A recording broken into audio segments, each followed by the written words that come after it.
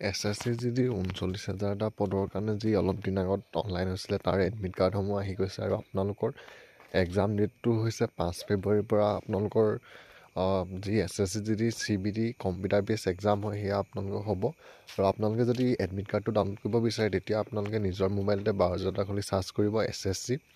আৰু SSC বুলি search কৰাৰ লগে লগে আপোনালোকৰ সন্মুখত এনেদৰে আহি যাব। তো ইয়াত যোনটো তলত প্ৰথম যোনটো log in to your account SSC বুলি যোনটো অপশ্যন আহিছে আপোনালোকে ইয়াত ক্লিক কৰিব আৰু ইয়াত ক্লিক কৰাৰ লগে লগে পিছৰ পেজটো আপোনালোকৰ সন্মুখত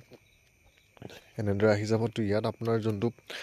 SSC যদি অনলাইন এপ্লাই কৰা সময়ত আপোনাৰ যোনটো ৰেজিষ্ট্ৰেশ্যন নাম্বাৰ পাইছিলে সেই ৰেজিষ্ট্ৰেশ্যন নাম্বাৰটো আৰু পাছপৰ্টটো দিব লাগিব আৰু যদি আপোনালোকে পাছপৰ্টটো পাহৰিছে ইয়াত ফৰগেট পাছপৰ্ট কৰাও এটা অপশ্যন আছে আৰু ৰেজিষ্ট্ৰেশ্যন নাম্বাৰ পাছপৰ্ট আৰু কেপচাৰটো দি লগ ইনত ক্লিক কৰিব আৰু লগ ইনত ক্লিক কৰাৰ লগে লগে পিছৰ পেজটো আপোনালোকৰ সন্মুখত এনেদৰে ওলাব। তো ইয়াত দেখিছে মই যোনজন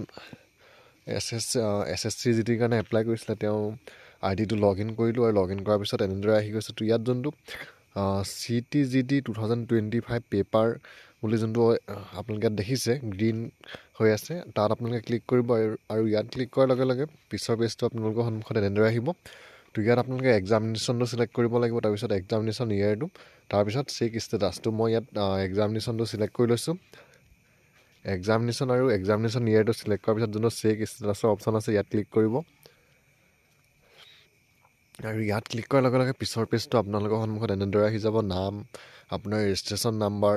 তাৰপিছত আপোনাৰ এক্সাম টাইমটো কেতিয়া পৰিছে, তাৰপিছত এক্সাম চিটিটো ক'ত পৰিছে, এই সকলোবিলাক ডিটেইলছ আপোনালোকৰ সন্মুখত এনেদৰে আহি যাব। তো ইয়াত আপোনালোকে অলপ তললৈ আহিব আৰু তললৈ আহিলে ইয়াত যোনটো ডাউনলোড এডমিশ্যন চাৰ্টিফিকেট বুলি যোনটো অপশ্যন আছে ইয়াত ক্লিক কৰিব আৰু ইয়াত ক্লিক কৰাৰ লগে লগে আপোনাৰ যোনটো SSC জিটিৰ এডমিট কাৰ্ড হয় সেই এডমিট কাৰ্ডটো এনেদৰে আহি যাব। তো ইয়াত প্ৰচিডটো ডাউনলোডত ক্লিক কৰিব আৰু প্ৰচিডটো ডাউনলোডত ক্লিক কৰাৰ লগে লগে আপোনালোকৰ SSC জিটিৰ যোনটো আপোনাৰ এডমিট কাৰ্ড হয় সেই এডমিট কাৰ্ডটো এনেদৰে আহি যাব। তো ইয়াত আপোনালোকে গৈ কণ্ট্ৰল S মাৰি আপোনালোকে যদি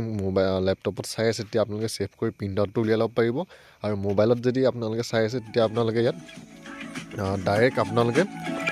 আপোনালোকে মোবাইলতে ছেভ কৰি ল'ব পাৰিব ছেভ এছ PDF লৈ আৰু আপোনালোকে PDFটো ইয়াত ছেভ কৰি আপোনালোকে প্ৰিণ্ট আউট উলিয়াই ল'ব পাৰিব।